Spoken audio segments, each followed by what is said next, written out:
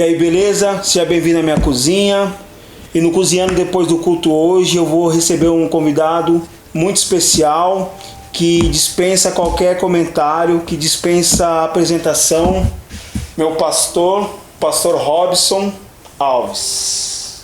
Bem-vindo. Obrigado por ter vindo em minha cozinha.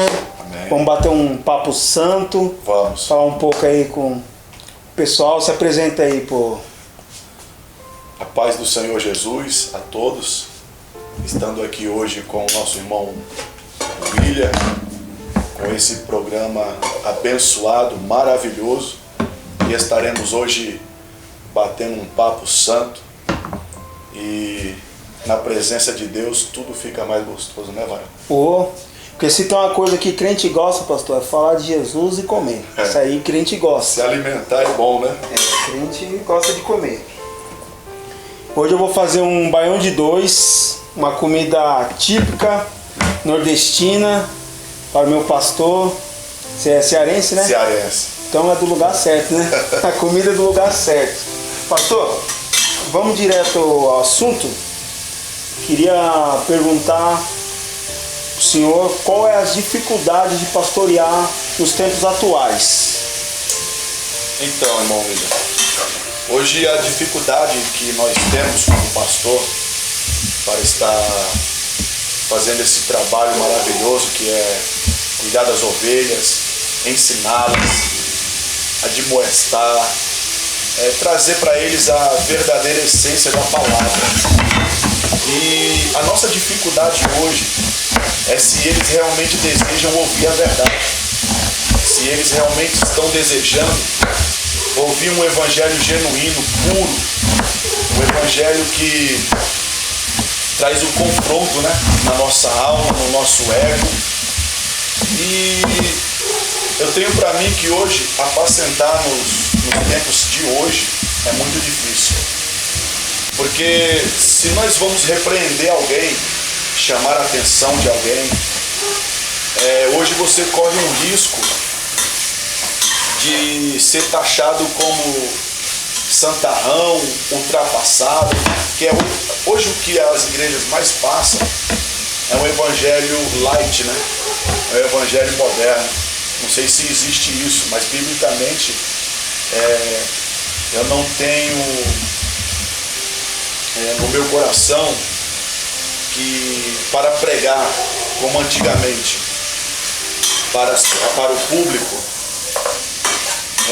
eles pregavam um evangelho revelado, né? Um evangelho pelo Espírito Santo. Hoje existem muitas técnicas, né, de se pregar, de se ensinar, mas quando o evangelho foi apresentado para mim, foi de uma forma assim que a gente pode dizer usada pelo Espírito Santo. Uma presença poderosa. É tanto que eu tinha medo de entrar dentro da igreja. Então, por causa das minhas culpas e das minhas falhas. Era mais ou menos isso que eu ia falar. Na época de menino que eu ia na igreja, falando sobre o pastorado, tinha um certo temor, um certo respeito Sim. pelo pastor, que hoje em dia parece que meio que foi se perdendo. Então, assim, até para a pessoa pedir por exemplo, uma visita do pastor para resolver algum assunto, era muito pensado para chamar. Hoje em dia parece que ficou meio banal.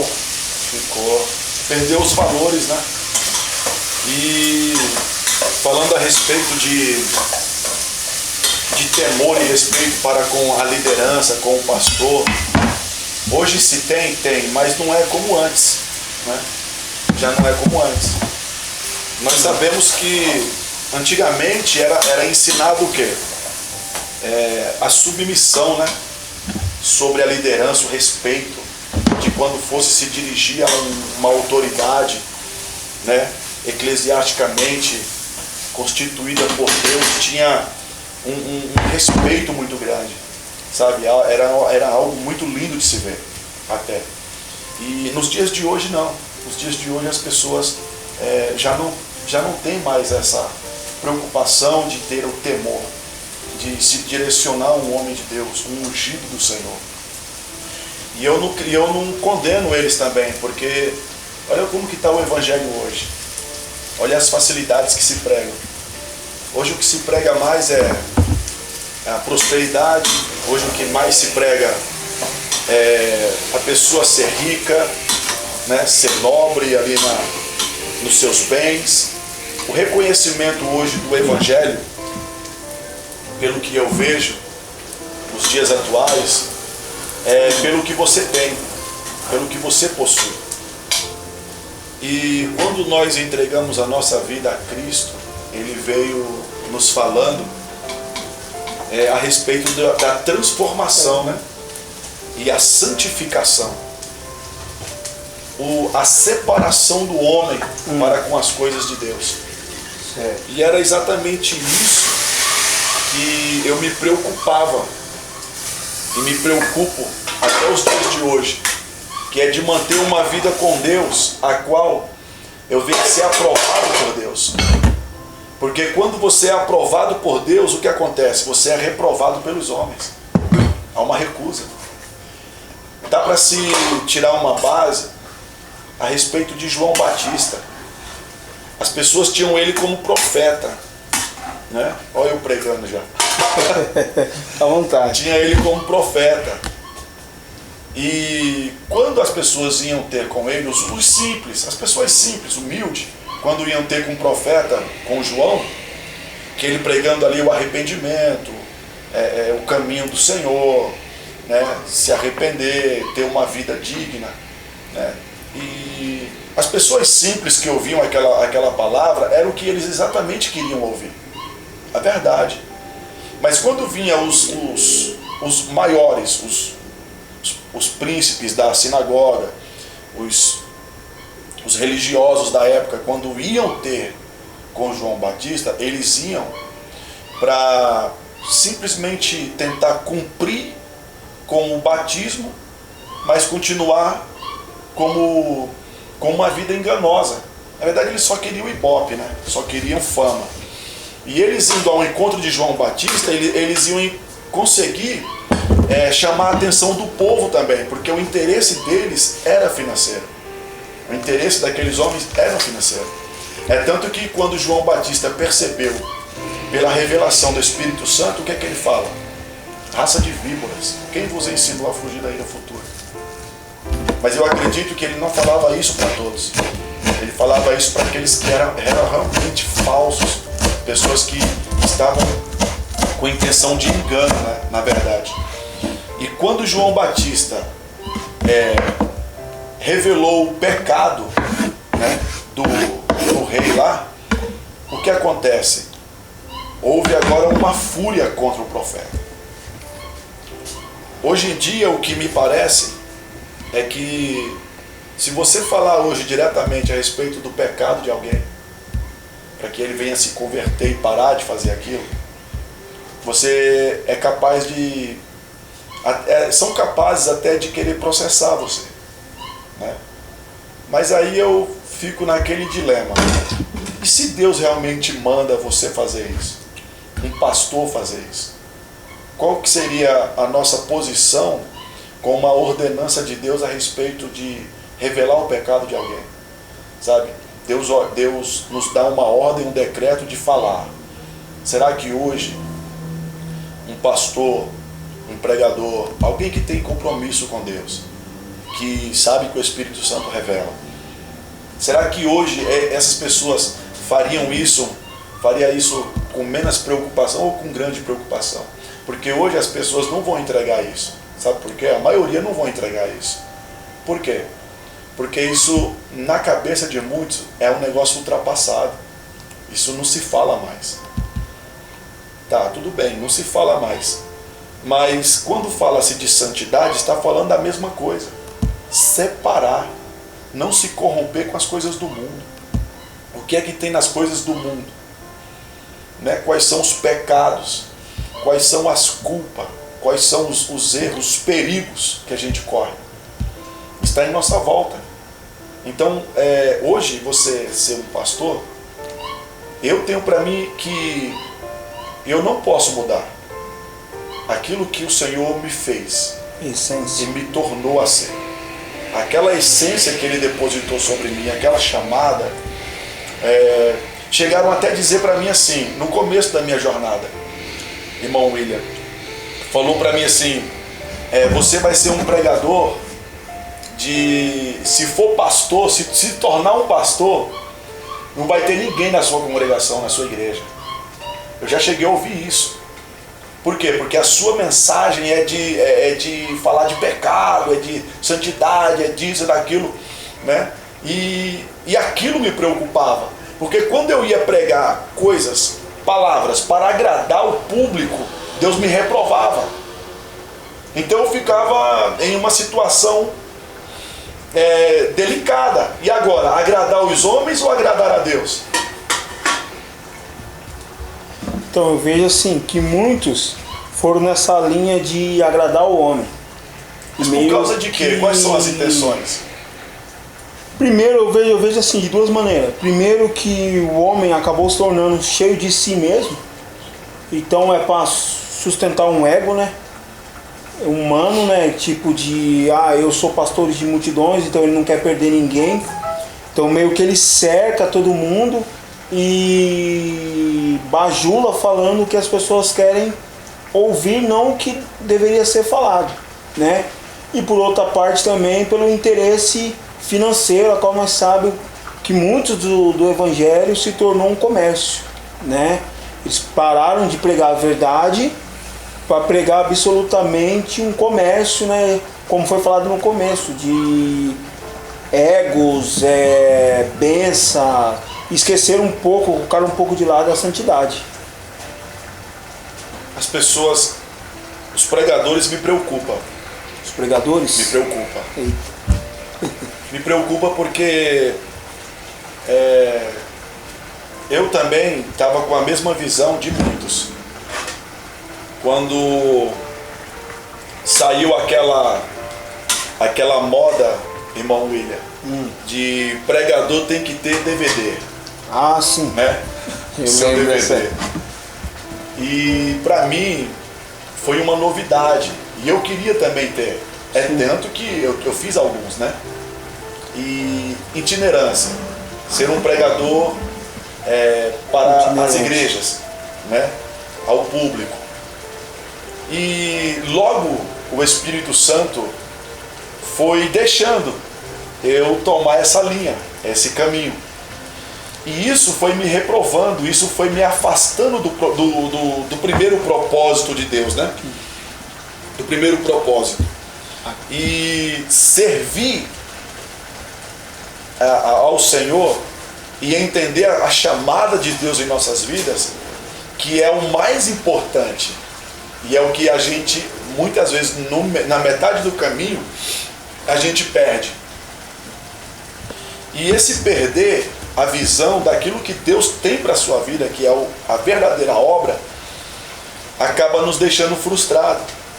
Porque nós estamos achando que nós sabemos traçar o caminho e Deus não.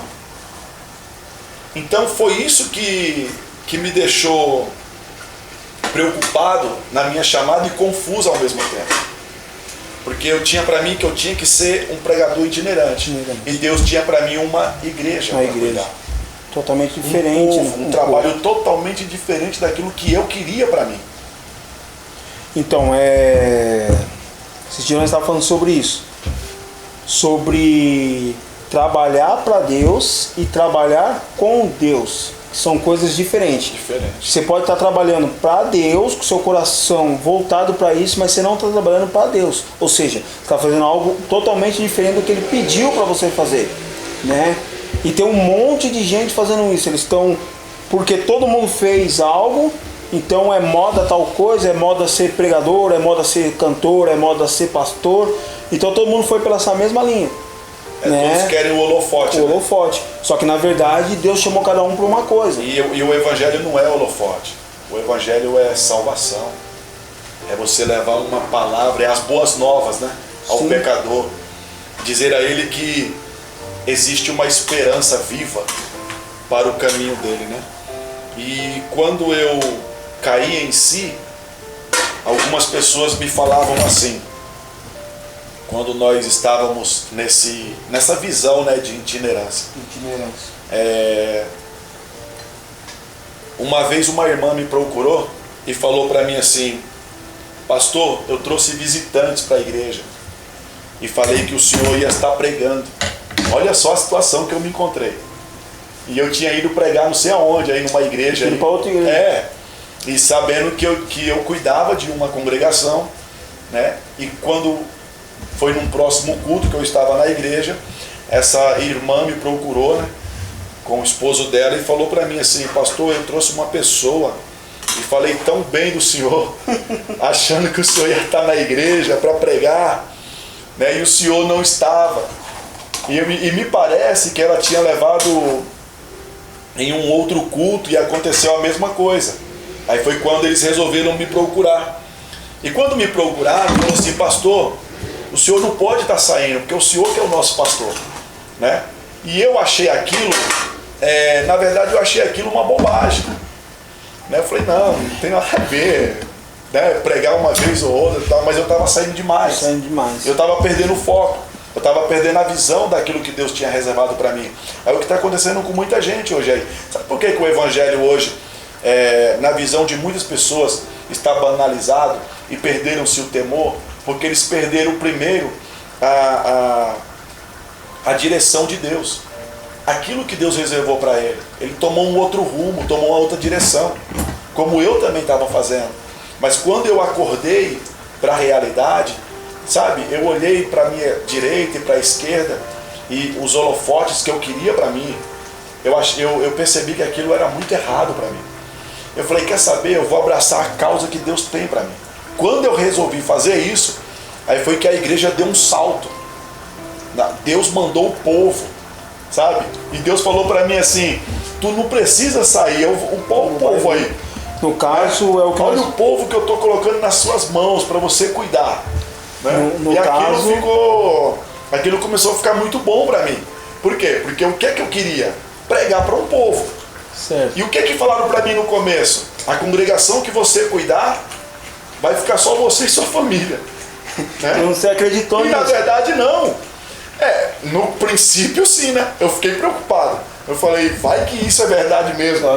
Mas não, Deus me fez entender, irmão William, que quando eu abracei realmente a causa que o Senhor reservou para mim, Deus mostrou para mim que existe um povo que ouve João Batista, que existe um povo que ouve Moisés, que existe um povo que é liderado por Josué e que existe um povo que é liderado pelos apóstolos. Porque Jesus, na verdade, ele veio só para discipular e cumprir com a chamada, né? E confiou o evangelho em nós. Então eles foram realmente os responsáveis. Assim como tinha pessoas que gostavam do apóstolo Pedro, quanto também de João, quanto também de Felipe, quanto também de todos os outros apóstolos, né? Paulo, né? Silas, e aí começa a crescer. Então o Senhor me fez entender naquele momento que tinha um povo reservado que ia gostar de ouvir as minhas pregações, as pregações as quais o Espírito Santo me revelava. É tanto que a minha filha Aline, né, a minha esposa, o meu filho Isaac, a Rebeca, eles sabem que eu não sou aquele pai, como que fala, exigente, sabe, que fica cobrando excessivamente, que fica ali em cima, cuidado com isso, cuidado com aquilo. Não, é tanto que eu vou falar um pouco da Aline, porque ela fez coisas que a gente não mandou ela fazer, mas ela fez, sabe, de livre e espontânea vontade. E uma delas foi louvar na igreja, ou na escola, né? Quando não, ela estava lá, cantando, louvando ao Senhor na escola. E por conta disso, ela reclamava porque as pessoas não queriam ser amigo dela, não queriam se aproximar dela. Mas isso não era uma ordem minha e nem da mãe dela. Era algo que cresceu no coração dela, foi uma coisa muito natural de Deus, né? E eu nunca precisei falar para ela, ó, vigia com isso, vigia com aquilo. Não, ela foi aprendendo, né? Ouvindo, ela foi participando, ela foi, né, ali se alimentando na igreja, da forma da gente ser ali. E isso para mim, eu vendo tudo isso e presenciando isso no dia a dia, eu percebia que era exatamente isso que o Espírito Santo queria. Que eu não viesse forçar ninguém à santidade, mas ensinar. Que eu não viesse cobrar, mas não deixar de falar da palavra. Sim. Porque quem vai transformar o homem, irmão William, é o Espírito Santo, é a palavra. É a renúncia dele que vai fazer o Espírito Santo agir. Porque imagine só, um cara só vai deixar de ser bandido se ele se arrepender. Quando fala-se de arrependimento, irmão William, ele está falando a respeito de você não querer praticar mais aquilo. Esse é o verdadeiro arrependimento. O verdadeiro arrependimento é quando eu percebi que errei e agora eu não quero errar mais, cometer aquele delito, aquele erro. Então, quando você se arrepende, o que acontece? Eu não posso voltar a praticar mais aquele erro, aquele pecado. Então é exatamente isso que as pessoas hoje não entendem. Quando fala-se de arrependimento, está falando, mulher, você teve 5 e o que você está não é teu. Então, quando ela se arrepende, ela está decidida a quê? A mudar, né? A mudar, a não ter aquela velha prática, né? E quem sabe alguns casamentos essa mulher não tenha destruído. Sim. Mas existe o quê? A palavra hoje falar sobre casamento, sobre divórcio, quem quer ouvir isso? Ninguém. Ninguém quer ouvir. E eles acham que vão subir. Infelizmente ninguém. Né? Você fala hoje sobre compromisso dentro da igreja. O que é que eles falam? Se o pastor me cobrar, eu mudo de congregação. É mais ou menos isso, né? É ou não é? Sim. Se o pastor falar alguma coisa que me desagrada, eu vou mudar de igreja. Eles não têm mais aquele compromisso de obedecer, sabe? De querer realmente algo sério com Deus. E nós, como pastores, vamos passar essas dificuldades e vamos ter que aprender a lidar com tudo isso, né?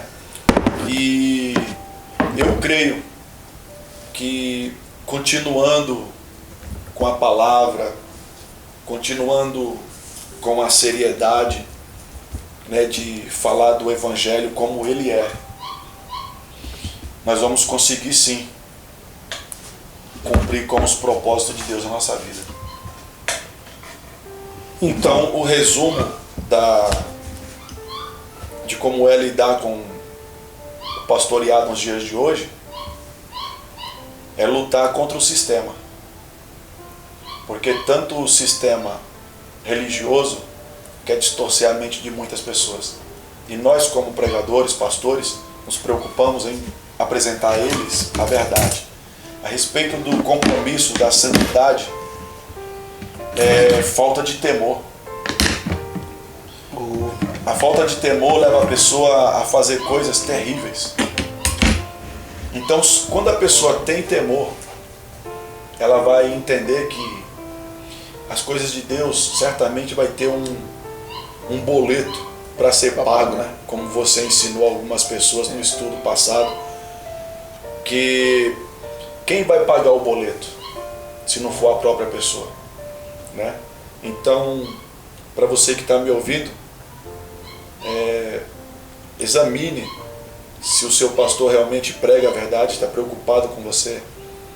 Todo pastor que ama ovelha, ele não vai omitir a verdade, ele vai falar, ele vai te admoestar, vai doer um pouco.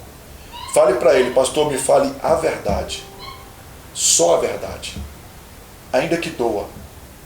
É necessário nós ouvirmos a verdade para sermos sarados, para termos a consciência aonde nós estamos errando. E quando nós temos essa consciência, o Senhor perdoa os nossos pecados e nos diz assim: vai e não peques mais. E continuar com a vida com Deus, né? Eu vejo assim, parece que essa geração é a geração que mais vive a síndrome de Adão. Você vê, ó, Davi e Adão, Davi cometeu um pecado até maior. Só que Davi, ele era homem e ele assumiu o boleto. Ele falou assim: não, Senhor, foi eu tô aqui, faço o que tem que ser feito, só não tire seu espírito de mim. O que Adão faz? Adão, ele joga a culpa na mulher, e a mulher automaticamente vai jogar a culpa na serpente, né? Ele não foi homem para assumir. E você não vai ver a Bíblia falar muito dele a não ser da queda. E você vai ver a Bíblia falar muito de Davi após ele ter cometido um adultério, mas o adultério assumiu o boleto, fez com que Deus teve misericórdia dele. Então nós vivemos numa geração como? Que a maioria de nós não quer assumir nada. É sempre culpa de alguém, é porque alguém errou, é porque o pastor não ensinou, é porque o líder não informou. Eles não conseguem assumir responsabilidade das coisas. Estão sempre jogando nas costas de alguém. É o evangelho de Adão. Né? É o evangelho de Adão. E jogam até mesmo a culpa, não advogando para Satanás, mas coisas que nós mesmos cometemos, nós jogamos a culpa em Satanás. Porque nem tudo é ele. Muitas coisas somos nós mesmos, né? Vamos experimentar, pastor? Está bom? Esse negócio tá cheiroso, hein? Tá cheiroso, pastor? Então, pelo menos o cheiro tá bom. Cheiroso. Vamos lembrar aqui da terrinha, né? Rapaz, tu vai primeiro ou eu vou primeiro? Vamos junto, né?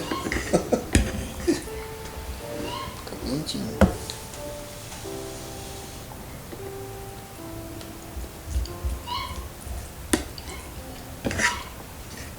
Bom sal, pastor? Tá uma delícia. É o sal, né? Não, tá uma delícia. Eu acho que não vai sobrar, viu, Vanão? Vai não? Eu ouvi falar aí que até a Nina vai comer hoje. Ouvi. Deixou esse negócio aí de ser vegetariana.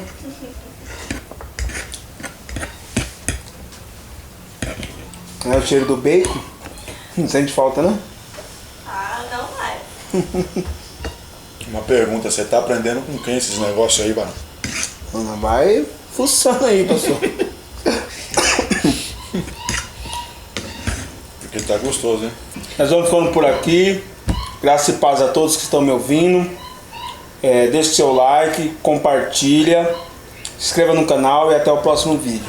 Falei, pastor. Deus abençoe a todos. O homem sabe cozinhar, hein? É bênção. Deus abençoe a todos. Compartilha, entra, divulga. Não deixa de dar o like aí.